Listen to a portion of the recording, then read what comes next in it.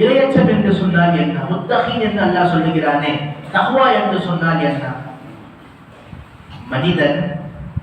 மனிதனுக்கு நாளை மறுமை நாளில் என்ன என்ன பாவத்தினால் அவனுக்கு தண்டனை கொடுக்கப்படுமோ அந்த பாவத்தை விட்டு இந்த உலகத்தில் தவிர்த்து கொள்வது தான் இரையச்சம் என்று சொல்வார்.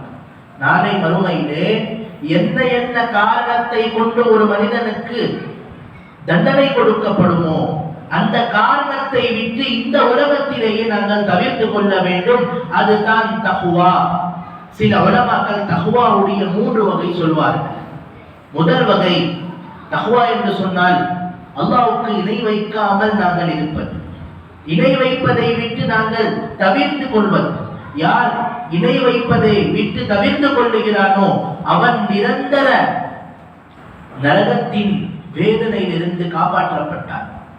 ஷிர்க் என்று இருக்கிறது, இணை வைப்பது என்று, இது அல்லாஹ்வுக்கு அறவே பிடிக்காது. எல்லா குர்ஆனிலே அல்லாஹ் சொல்லுகிறான், எல்லா பாவத்தையும் அல்லாஹ் மன்னிப்பான், ஷிர்க்கை மன்னிக்க மாட்டான், இணை வைப்பை மன்னிக்க மாட்டான்.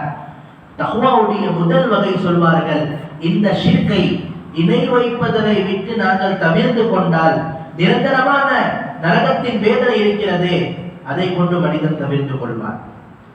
இது மன்னிக்க முடியாத ஒரு குற்றம். இந்த குற்றத்திற்கு நிரந்தர நரக தண்டனை இருக்கிறது.